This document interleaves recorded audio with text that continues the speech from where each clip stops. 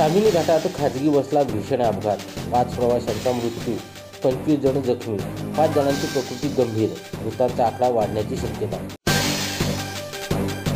माणगाव पुणे मार्गावर ताम्हिणी घाटात खाजगी बसला भीषण अपघात झाला असून या अपघातात 5 जणांचा मृत्यू झाला आहे.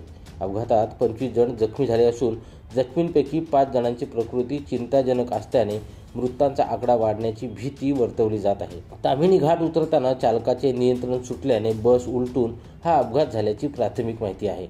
पुणे येथून महाड तालुक्यातील बिरवाडीकडे ही बस निघाली होती. लग्न समारंभासाठी वऱ्हाड बसमधून प्रवास करत असताना हा अपघात झाला. अपघाताची माहिती मिळताच माणगाव पोलीस अपघातस्थळी दाखल झाले होते. स्थानिक यंत्रणेकडूनही मदतकार्य करण्यात आले. जखमींना माणगाव येथील उपजिल्हा रुग्णालयात दाखल करण्यात आले आहे. ब्युरो रिपोर्ट, संवाद मराठी लाईव्ह, माणगाव.